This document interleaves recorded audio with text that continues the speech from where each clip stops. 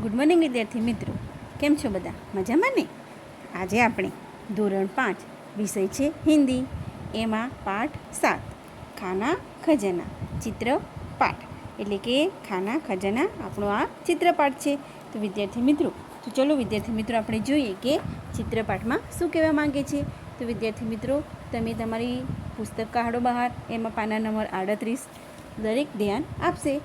તો પાડા નંબર 38માં દેખો એક ચિત્ર દેખાઈ રહ્યું છે. હા, તો આ ચિત્ર કમ્પ્લીટ જોઈ લો તમે બધા.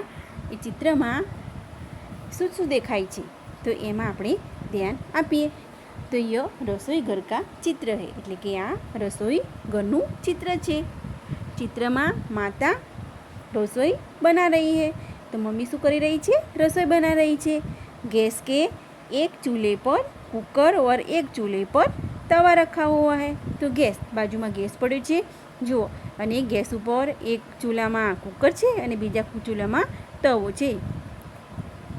તવે મેં રોટી હૈ, એટલે કે તવાની અંદર શું છે? રોટી શેકાઈ રહી છે. માતા રોટી બેલ રહી है. મમ્મી શું કરે છે? રોટલી વણી રહી છે.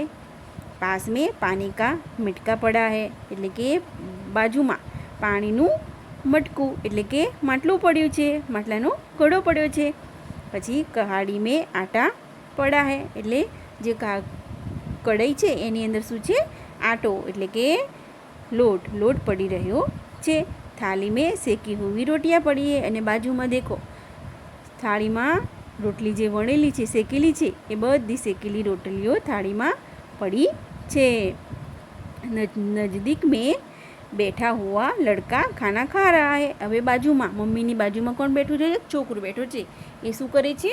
ખાવા ખાઈ રહ્યો છે. દેખાય છે ને? હા, તો ખાવા ખાઈ રહ્યો છે. દાદી માँ કે હાથ મેં કિતાબ હૈ. હવે પાછળ જુઓ કે મમ્મી, એની મમ્મી છે. હા, હવે એની પાછળ જુઓ. હા, તો દાદીમાં શું કરે છે? પુસ્તક એટલે કે ચોપડી વાંચી રહ્યા છે. વહ કુછ પढ़ रही है, એટલે કે કશું ચોપડીમાં વાંચી રહ્યા છે. टोकरी में एक और सब्जी पड़ी है और दूसरे खाने में डिब्बे है. હવે ટોકરી એટલે કે જો દાદી બેઠા છે એની બાજુમાં એક મોટો ડબ્બો પડ્યો છે, એની ઉપર એક અલમારી છે. અલમારીમાં દેખાય છે ને?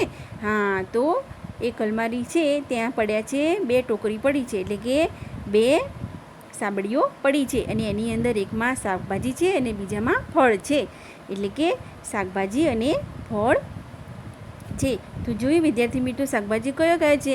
તો આલુ, લૌકી, ભીંડી, ફૂલકોબી, આ બધી શાકભાજી એક ટોકરીમાં પડી છે અને બીજી ટોકરીમાં ફળ છે. તો એમાં અંગૂર, સેવ એવા ફળો પડી રહ્યા છે. એના ઉપર એક બીજી ટોકરી છે, ત્યાં શું છે? હા, તો ત્યાં એક ડિબ્બા દેખાય ને? હા, તો બધી બરણીઓ પડી છે. એ રીતે છે. એની બાજુમાં એક ખિડકી એટલે કે બારી છે. હવે दूसरी अलमारी में डिब्बे એટલે કે અચારનું તેલ, દાલ और मिर्च मसाले है.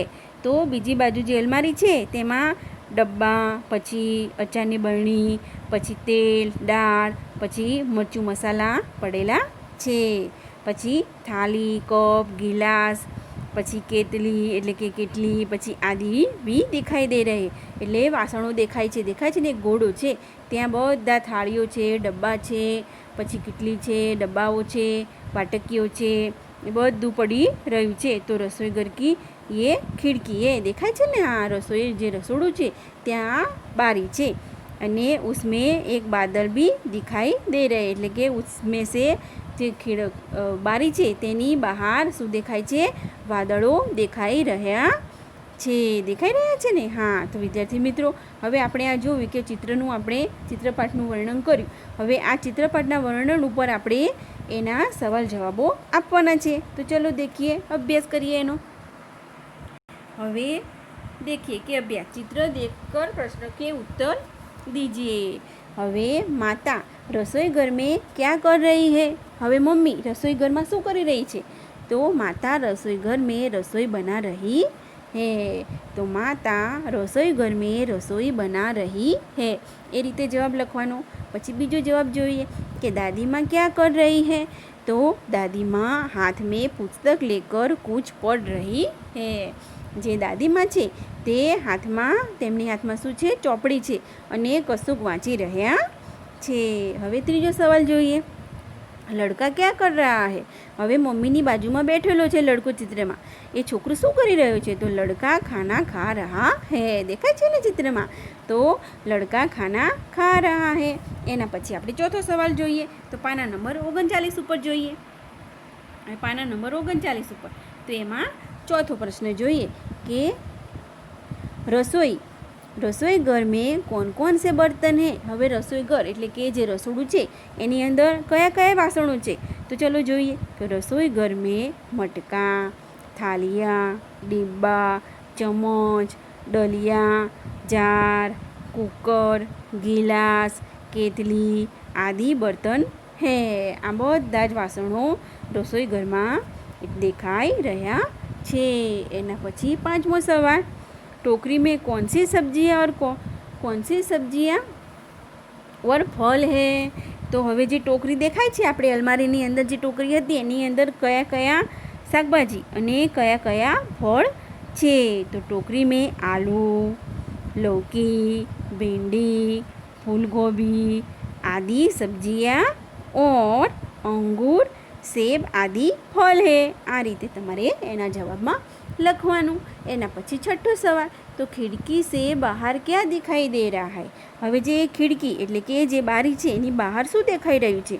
તો ખિડકી સે બહાર બાદલ દિખાઈ દે રહે હૈ. એ રીતે તમારે જવાબ આપવાનો. એના પછી સાતમો સવાલ જોઈએ કે અલમારી કે ડિબ્બે મેં ક્યાં ક્યાં હૈ? હવે જે અલમારી છે એની અંદર જે ડબ્બાઓ છે એની અંદર શું શું છે? तो अलमारी के डिब्बे में अचार, तेल, दाल और मिर्च मसाले हैं. આ રીતે તમારે જવાબ આપવાનો.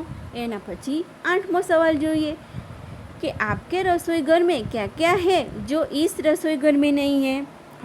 હવે તમારે કહેવાનું છે કે તમારા ઘરમાં શું શું રસોઈ ઘરમાં છે જે આની અંદર નથી, આ રસોઈ ઘરમાં નથી.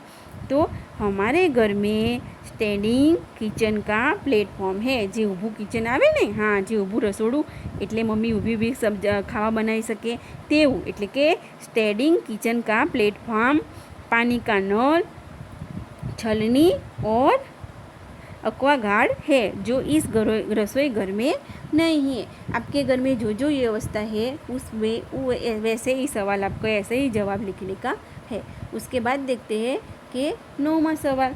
तो माता कहाँ बैठी है? तो मम्मी क्या बैठी है? तो माता गैस के चूल्हे के पास बैठी है. तो माता गैस એટલે ગેસ છે તેની સગડી છે એની બાજુમાં બેઠી છે. એના પછી આગળ જોઈએ પ્રશ્ન 2માં જોઈએ. તો પ્રશ્ન 2માં તમે જોઈ રહ્યા છો કે ક્યાં પસંદ હે ક્યાં નહીં.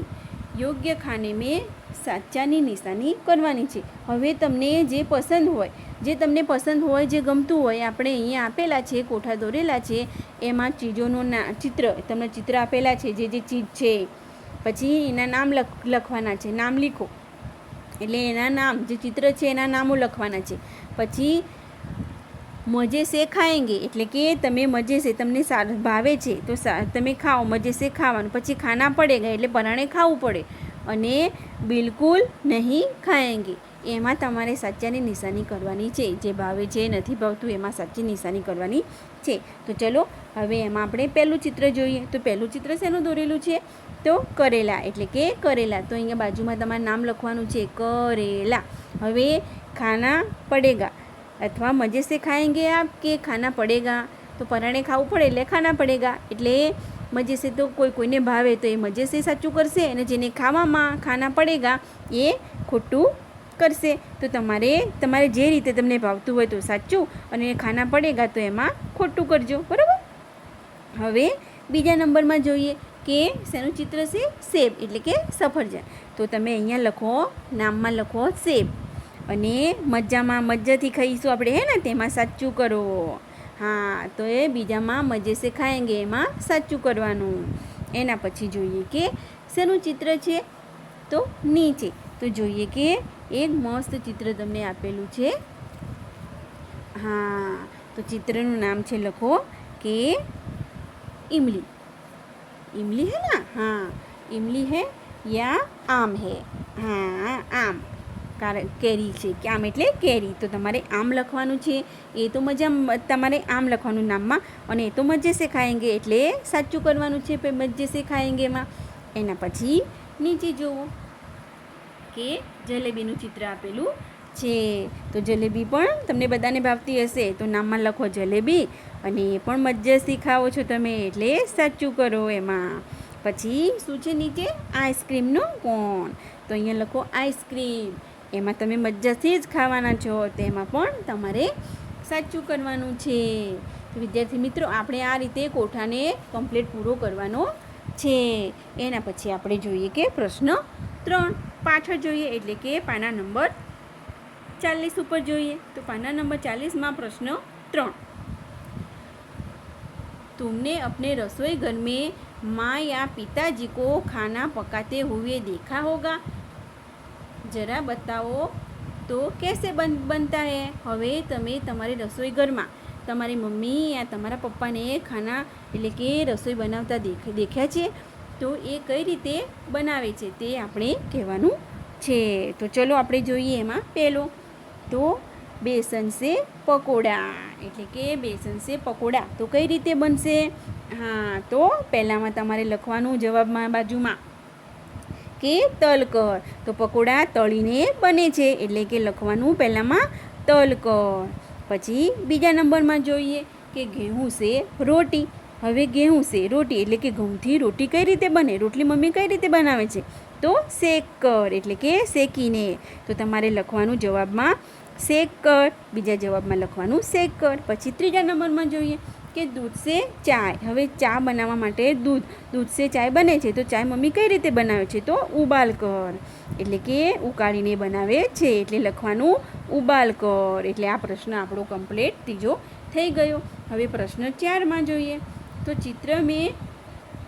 चित्र में माँ को खाना बनाते हुए दिखाई गया है. क्या खाना बनाना केवल माँ का ही काम है?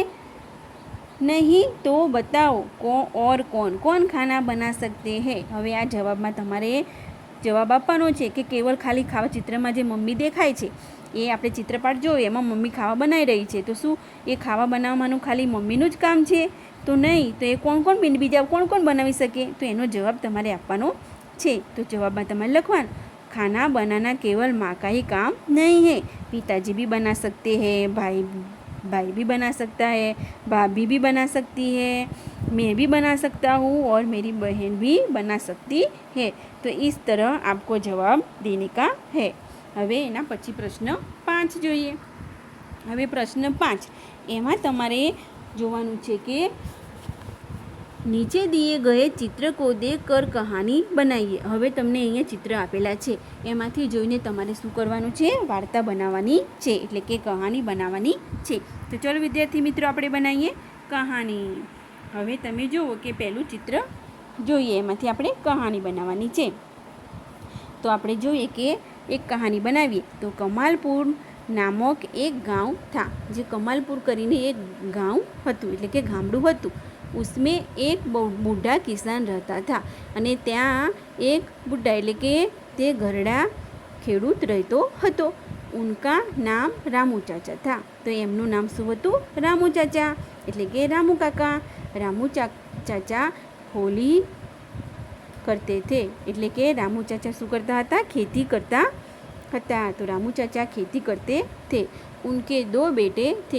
रामू चाचा खेती करता था, तेमने કેટલા છોકરાઓ હતા, 2 એટલે કે उनके 2 बेटे थे. वो दोनों आपस में झगड़ते रहते थे. તે બંને એકબીજા જોડે બહુ જ લડ્યા કરતા હતા. રામુ ચાચા यह देखकर बहुत चिंतित थे. હવે રામુ ચાચા એ બંને છોકરાઓને ઝઘડતા જોવે એટલે બહુ ચિંતામાં આવી જતા. उन्होंने अपने बेटे को बहुत समझाया पर उन पर उसका कोई असर नहीं हुआ.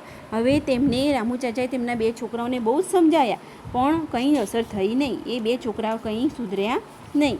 હવે એક દિન રામુ ચાચા को इस समस्या का एक उपाय सूझा. હવે એક દિવસ રામુ ચાચાએ આ સમસ્યા જે હતી, 2 લડડ કરતા, એમાં એમને એક ઉપાય સૂઝ્યો. તો उन्होंने अपने दोनों बेटे को बुलाया એટલે કે બંને છોકરાઓને એમને બોલાયા बोलाया। बड़े बेटे को लकड़ियाँ का एक कटहर लाने के लिए कहा। એટલે કે જે મોટો છોકરો હતો એને લાકડીઓનો એક ગઠ્ઠર એટલે કે એક આખો ભારો લાવવાનો કહ્યો। પછી रामू चाचा ने दोनों को गठर खोलने पर खोल कर एक एक लकड़ी तोड़ने के लिए कहा। પછી જે ભારો હતો એમાંથી બંને છોકરાઓને કહ્યું કે એમાંથી એક એક લાકડી તમે લઈ લો અને તેને તોડવાનું કહ્યું। दोनों लड़कों ने बड़ी आसानी से एक एक लकड़ी तोड़ डाली। હવે એક એક લકડી આપી એટલે બંને તો ખૂબ જ આસાનીથી તોડી નાખી। પછી अब दोनों बेटे को लकड़ियों का कटहर भारी भारी से तोड़ने को कहा। એટલે કે જે આખો ભારો હતો એ આખો જે ઢેર કરેલો હતો લકડીઓનો એ આખો ભારાથી આખો ભારો તોડવાનું કહ્યું। હવે એક આખો ભારો તોડવાનું એમને કહ્યું। हाँ तो शू करे छे बारी बारी से तोड़ने को कहा। तो दोनों लड़कों ने खूब ताकत लगाई पर वो लकड़ियाँ जे गठर हतुं ने आखो हाँ जे गठर नहीं तोड़ सके एवा आखो भारो तो कई रीते तोड़े। एक एक लाकड़ी तो तोड़ी नाखी पण आखो जे भारो तोड़वानो कोई एक ही साथे ए तोड़ी सक्या नहीं। तो रामू चाचा ने उन्हें सीख देते हुए कहा। तो रामू चाचा ने कह्યું कि तुम दोनों मिल जुल कर रहोगे तो मजबूत बनोगे और झगड़ते रहोगे तो कमजोर बनोगे। एम कहे छे रामू चाचा कि तमे बंने एक एक लकड़ी तो तमे आसानीथी तोड़ी नाखी पण आखो भारो छे तमे तोड़ी शको छो ना। तो तमे आ रीते झगड़ीने रहेशो तो तमने कोई पण तोड़ी नाखशे, कमजोर थई जशो। एटले तमे बंने मळीने रहो एटले तो तमने कोई कमजोर नहीं समझे અને તમારી તાકાત પણ બનશે। उसी दिन से दोनों भाई मिलजुल कर रहने लगे અને ત્યારથી તે ભાઈઓ બંને મળીને હળીને રહેવા લાગ્યા અને રામુ ચાચા કી ખુશી કા ઠિકાના ન રહે। અને રામુ ચાચા જે રામુ કાકા હતા એ ખૂબ જ ખુશ થઈ જાય, એમનો કોઈ પાર જ ના રહ્યો આનંદ કરવાનો। તો વિદ્યાર્થી મિત્રો આ આપણે આ જોયું કે આ ચારે ચાર માં જોયું કે આ આપણો પાઠ અહીંયા કહાની જોઈ। હવે વિદ્યાર્થી મિત્રો આપણો જે આ પાઠ છે ખાના ખજાના એ અહીંયા સમાપ્ત થાય છે। મેં જે તમને કહ્યું જે વાર્તા કહી પછી જે ચિત્રપાઠ કહ્યું એમાંથી સવાલ જવાબ તમારે લખવાના છે। વાર્તા બરોબર સમજી અને લખવાની એટલે કે સમજવાની છે અને આ રીતે તમારે કમ્પ્લીટ તમારે નોટબુકમાં તમારે કહાની લખવાની છે। એટલે વિદ્યાર્થી મિત્રો અહીંયા આપણો આ પાઠ સમાપ્ત થાય છે। Thank you.